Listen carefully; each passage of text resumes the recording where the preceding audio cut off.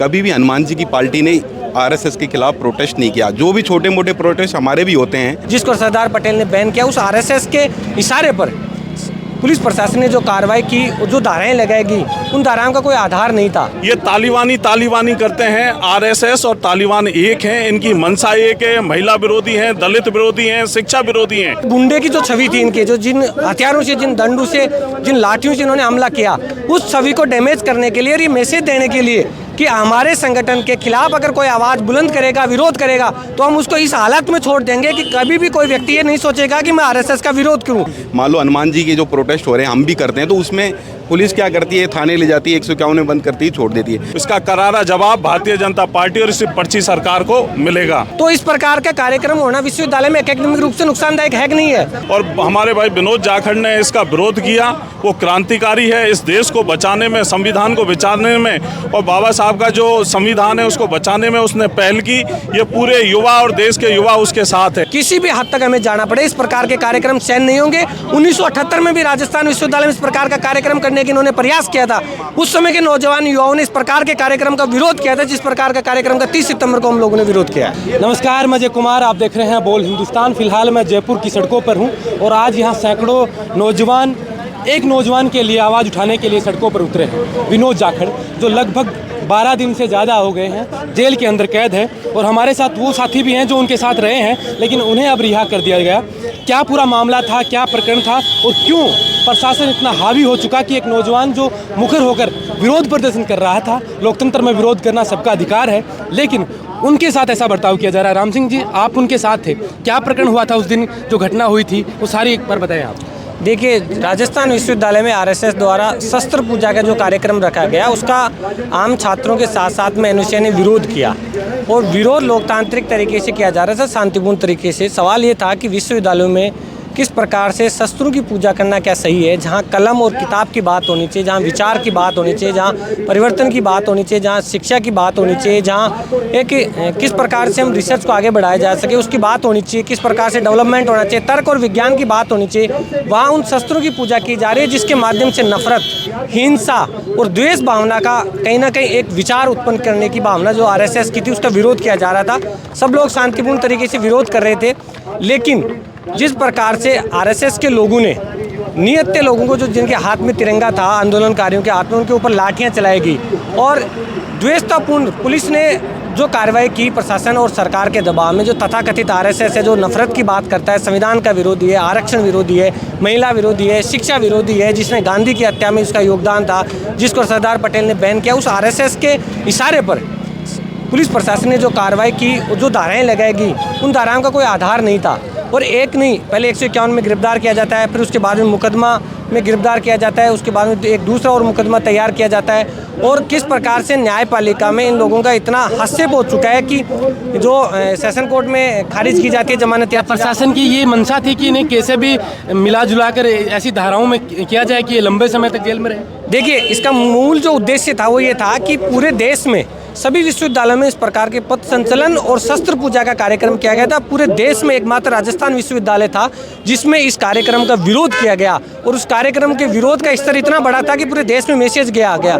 और इनकी जो छवि थी, गुंडे की जो छवि थी इनकी, जो जिन हथियारों से, जिन दंडों से, जिन लाठियों से इन्होंने हमला किया, उस छवि को डैमेज करने के लिए और ये मैसेज देने के लिए कि हमारे संगठन के खिलाफ अगर कोई आवाज़ बुलंद करेगा, विरोध करेगा, तो हम उसको इस हालत में छोड़ देंगे कि कभी भी कोई व्यक्ति ये नहीं सोचेगा कि मैं आरएसएस का विरोध करूं। लेकिन इस मैसेज के लिए इतना प्रताड़ित किया जा रहा है जानबूझ के, लेकिन इस देश का नौजवान युवा इस बात को सहन नहीं करेगा। लेकिन विश्वविद्यालय की तरफ से एक प्रेस नोट जारी होता है, उसमें कहा जाता है कि एनएसयूआई भी ऐसे प्रोग्राम करती है तो हम अनुमति देते हैं, तो इन्होंने अनुमति मांगी थी। देखिए, एनएसयूआई कार्यक्रम करती है, एबीपी कार्यक्रम करती है, और भी छात्र जो विंग है वो कार्यक्रम करती है, लेकिन आरएसएस किस प्रकार का संगठन है? आरएसएस कोई भाजपा और कांग्रेस तो है नहीं। अगर मान लो हमारा विरोध ये था कि अगर आरएसएस आज एक सेपरेट कार्यक्रम करता है तो कल को कांग्रेस वाले कहेंगे कि हम भी 10 दिन का सेपरेट कार्यक्रम करेंगे, कल को आरएलपी कहेगी, आरएलडी कहेगी, सपा कहेगी, बसपा कहेगी, हर आम आदमी पार्टी कहेगी, हर पार्टी ये कहेगी विश्वविद्यालय में हम कार्यक्रम करेंगे। तो इस प्रकार का कार्यक्रम होना विश्वविद्यालय में एकेडमिक रूप से नुकसानदायक है कि नहीं है? जिस विश्वविद्यालय की स्वायत्ता आप खत्म करने को तुले हुए हो, जिस प्रकार की जयंतियों का विरोध किया जा रहा है, तो इस कार्यक्रम का इस प्रकार से विरोध था। और दूसरा शस्त्र पूजा का विरोध था।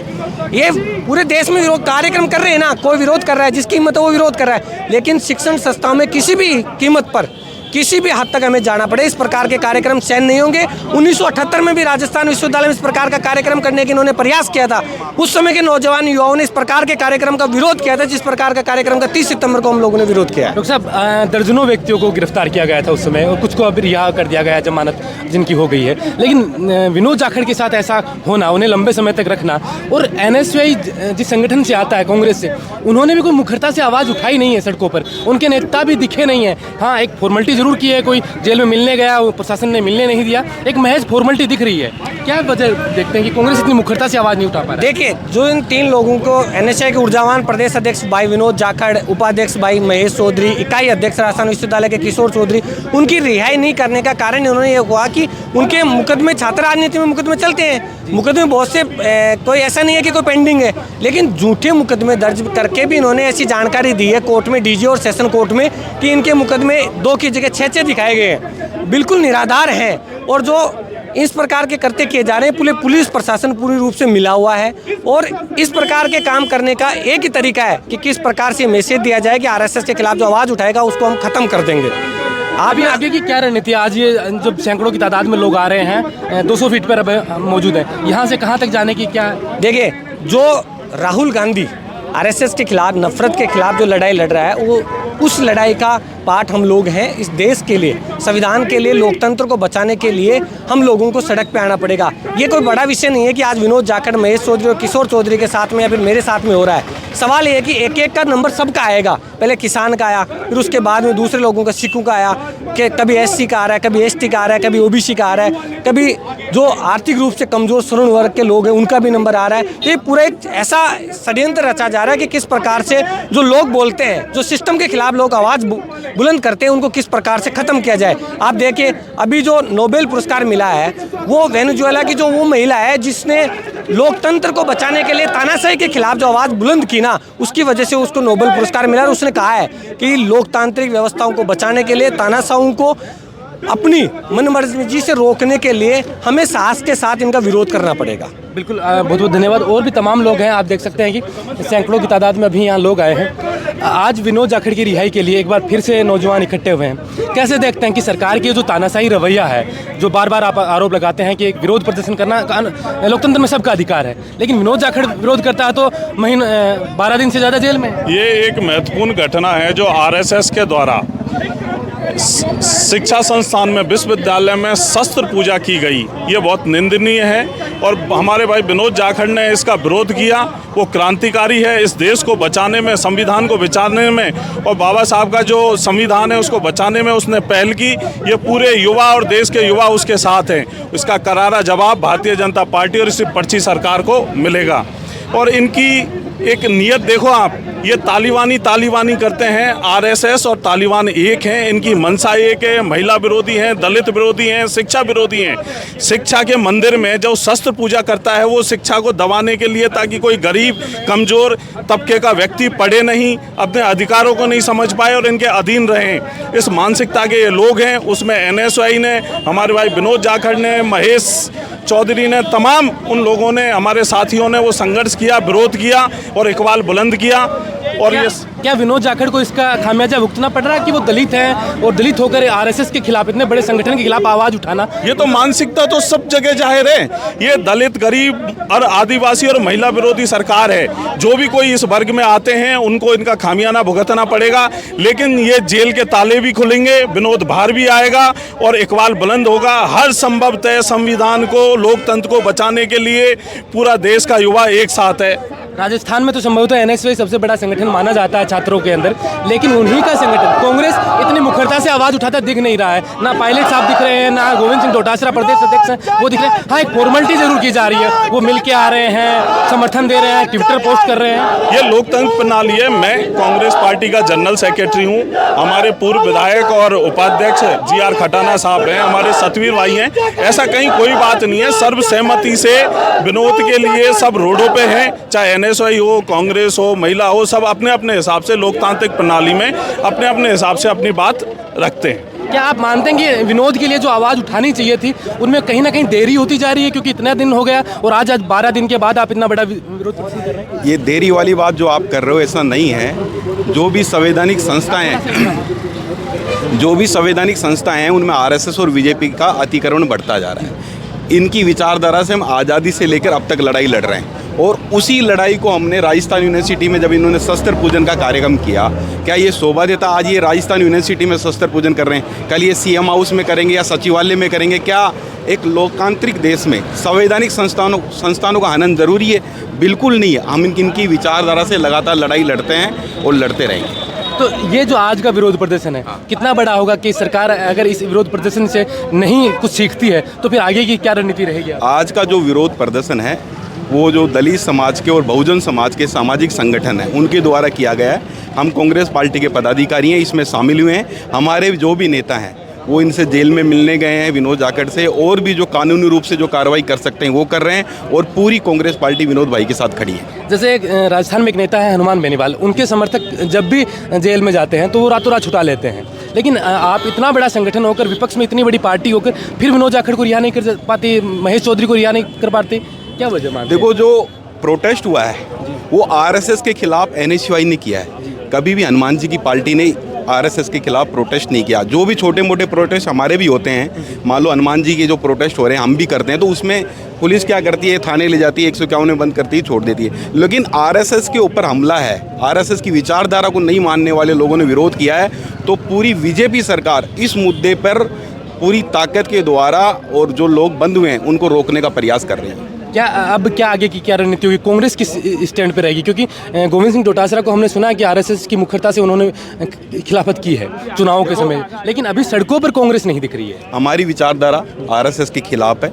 अभी विनोद भाई जेल में है, तो हमारे जो सीनियर लीडरशिप है, जो भी कांग्रेस के नेता हैं, वो कानूनी रूप से सलाह लेके विनोद भाई को जेल से बाहर लाने का काम कर रहे हैं। उसके बाद हम सामूहिक रूप से रणनीति बना के इस लड़ाई को आगे लड़ने का काम करेंगे। एनएसयूआई से निर्मल चौधरी आते हैं, जब वो बगावत करते हैं, वो विरोध करते हैं, तो दिल्ली से वकील आ जाते हैं, राहुल गांधी की टीम से वकील आ जाते हैं, लेकिन विनोद जाखड़ के लिए ऐसा कुछ नहीं। ये सब परसेप्शन बनाया गया है। विनोद के लिए भी उतने ही वकील हैं, सब कुछ है, बाकी धाराएं अलग थी। जो कानून को समझता है वो इस चीज़ को मानना चाहिए कि किन किन धाराओं में तुरंत बेल हो जाती है, किन धाराओं में नहीं होती। तो विनोद पे इन्होंने संगीन धाराएं लगाई है, इस कारण वो जेल में। बिल्कुल। तो ये कांग्रेस के लोग भी आज इन सामाजिक संगठनों के प्रोटेस्ट को समर्थन देने के लिए आए हैं, कुछ लोग और हैं। आप यहाँ किस लिए आए हैं? विनोद जाखड़ को रिहाई को लेकर आए। क्या क्या प्रकरण हुआ था विनोद जाखड़? यहाँ राजस्थान यूनिवर्सिटी में जो शस्त्र पूजा किया है, तो विनोद जाखड़ ने उसका विरोध किया था, तो इसके चलते विनोद जाखड़ को वहाँ पर झूठे मुकदमे लगाए गए हैं और उनके चोरी के केस लगा के उनके जेल में डाल दिया गया है। तो ये काफ़ी सारे गलत है। तो शस्त्र पूजा का क्या काम यूनिवर्सिटी में? जिस तरह से मंदिर में जेल ही नहीं होती, तो उस तरह से विनोद जाखड़ वहाँ शस्त्र पूजा के खिलाफ थे, तो इसलिए उनको रिहाई को लेके। यानी क्या मानते हैं कि विश्वविद्यालय जैसी संस्थाओं में शस्त्र पूजा नहीं होनी चाहिए? आप लोग कहाँ से आए? आप लोग? हम सर मानसरोवर से। मानसरोवर से। क्या है आज, क्या क्यों आए इकट्ठे हुए हैं? हम हमारे बड़े भाई विनोद जी जाखड़ की रिहाई की मांग को लेकर यहाँ पर सब इकट्ठा हुए हैं, क्योंकि जो ये सरकार आरएसएस और अभी बीजेपी की जो मिलीभगत है ये लोग कर रहे हैं, ये जो छात्रों को दबाने की कोशिश कर रहे हैं, यहाँ पर नहीं होगा। क्योंकि ये बड़े भाई विनोद जाखड़ को पता नहीं कौन कौन से मुकदमे लगाकर वहाँ पर कैद कर रखा है, 7 दिन तक वहाँ की रिहाई को टाल दिया गया। तो ये सबकी मिलीभगत के कारण हो रहा है। और यहाँ जो एनएसयूआई के जो कार्यकर्ता है वो भी आगे नहीं आ रहे, क्योंकि वो एक दलित है, वो एक एससी का आदमी, इसलिए आगे नहीं आ रहे उनके लिए। तो कांग्रेस के लोग हैं, एनएसयूआई के प्रदेश अध्यक्ष हैं और कांग्रेस के कई दिग्गज नेता उनसे मिलने गए, लेकिन सड़कों पे नहीं दिख रहे हैं। क्या वजह मानते हैं? मतलब आप वो सब उनको आगे सब दिखाने नहीं चाहते, क्योंकि उनकी सबकी रणनीति है कि कोई भी एससी का, एसटी का आदमी, कोई दलित आदमी आगे नहीं आना चाहिए। अगर वो चाहते तो कांग्रेस पार्टी में इतना दम नहीं है क्या वो सड़कों पे उतर सकते हैं?